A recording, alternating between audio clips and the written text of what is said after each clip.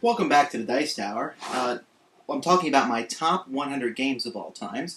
And so today what we're going to be talking about is numbers 95 to 91 of my top 100 games. Now, this game here, Cities and Knights of Catan, is not technically what I'm talking about.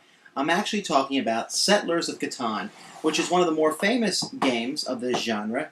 And I have all my stuff together in two boxes. I managed to fit it in the Cities and Knights of Catan and Catan Traders and Builders. I managed to fit all my pieces.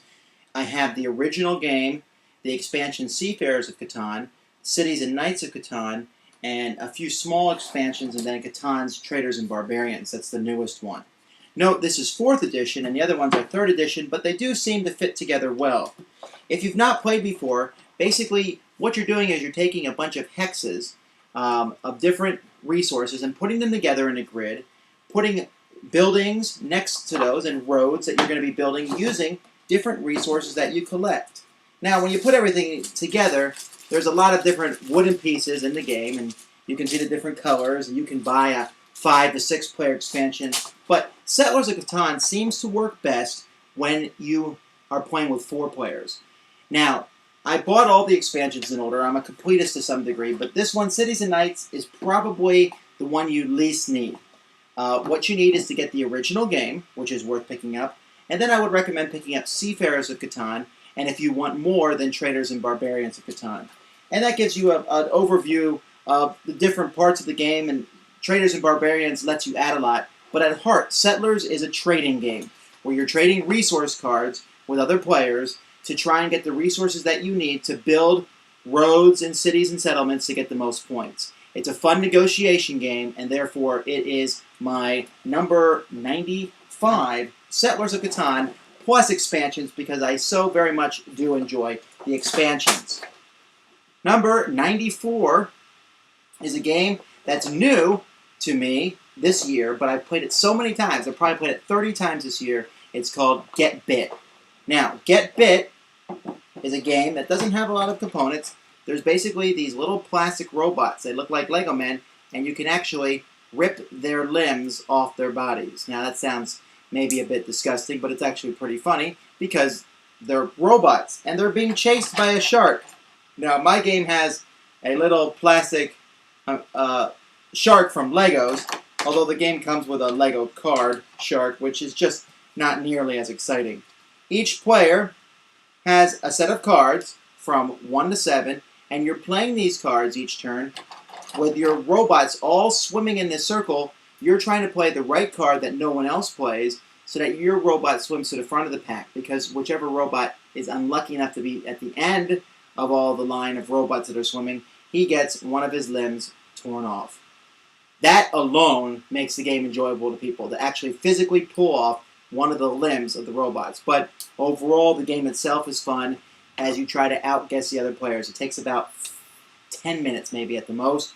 It's a very simple, fun game, and the physical act of ripping the limbs off the robots makes Get Bit a very exciting game. And it's simple, small, fast, can handle up to 6 people. That's why it's my number 94. 93 is possibly a game many people haven't heard of, and that's Conquest. Well, I'm holding it upside down. There we go. Conquest of the Fallen Lands. Now, Conquest of the Fallen Lands is a fantasy-style game, and in this game, you have hexes, which is very similar to Settlers of Catan. Each of these hexes has a number on it, also similar to Settlers of Catan. However, in this game, which comes with some pretty neat homemade components, I got these silver and gold and green coins, and these hexes are actually foam pieces, so they're pretty easy to maneuver around. But you're not trading resources in this game. You're getting resources, but your resources come in the forms of people. You'll have workers, you'll have wizards, and then you'll have warriors join your team, and using those, you're able to play cards. These cards will be played on different hexes, and then those hexes can in turn attack the hexes around them. And these cards can range from light cavalry to garrison cards, and the cards themselves are pretty neat. I really, really enjoy the artwork on this game. Some of the best artwork I've ever seen in a game. And the whole thing, essentially, is an area control game about controlling the hexes, putting the right sources on them, getting resources, but it actually has a military feel. you're trying to surround hexes and destroy them and capture these harder to get hexes with your armies before someone else does.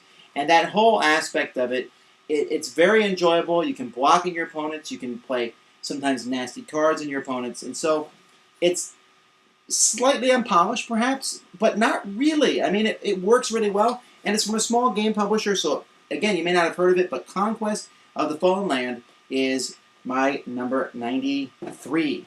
Number 92 is Phoenicia. Now, unfortunately for Phoenicia, Race for the Galaxy came out in the same year by the same designer. And you'll hear me talk about Race for the Galaxy higher up on the list. Race for the Galaxy and Phoenicia are similar games in a sense because you're using cards to build an economic engine. Phoenicia itself isn't really that interesting to me, but the game mechanics themselves are, because what players are doing is they're going to be taking markets and using these and building up workers on these markets, and the workers are kind of little white pawns, pieces, which are, the game comes with piles of plastic, and that's fun, but at the heart of the game, it's just an economic engine. You're buying different markets. There's an auction in the game, and you're outbidding other players to win certain buildings, which will give you a push in an economic direction. The mechanics are very interesting because you're using cards to get money, and those cards range from 4 to 5 to 6, but you're also getting little coins too. And the influx of those cards and how big your hand is, everything works together smoothly. But the main reason I like Phoenicia is the fact that even though this is an economic engine, and I call it a snowball game because the game gets better as you play it, or your engine gets better and you're building it up, it takes place in an hour or less. And to me, that's just fascinating. It plays just as well with 2 players as it does with a full complement of 5. The rules aren't the greatest written in the world. In the box, as you can see, it's kind of a big box for what the game that's included inside it. But overall, it's still a very, very good game. Makes my top 100 at number 92, and that is Phoenicia. And the last game we're going to talk about today, number 91, is Pueblo. And again, this game doesn't look too interesting, but Pueblo is not a theme game per se. It's basically a straight-up abstract game. And each player will have several pieces of their color. They're 3-dimensional objects that you can use. They all are the exact same. You have some in your color, and then you have neutral ones. And what you're going to be doing during the course of the game is you're going to be putting these objects on this board, and you're trying to place them in such a way that this gentleman here, and they slide off too when you do that, this gentleman here, the chief, is going to be walking around the outside of the board. Whenever he stops in the square, he'll look down there, and if he can see your building, you're going to get points. This is a game you don't want points. So this is basically a 3-dimensional spatial game in which you're trying to figure out how to put your pieces on the board in such a way that this guy will see them as little as possible from as few angles as possible. This is a game that I win quite a bit, but that actually isn't why I like it. I like the spatial sense of it. I like the fact that all the objects are the same height, they're the same shape, and they all can fit in there in different ways. You can increase the difficulty of the game by giving yourself a little area, which will force pieces to go higher, and the higher they are, the more points to get players.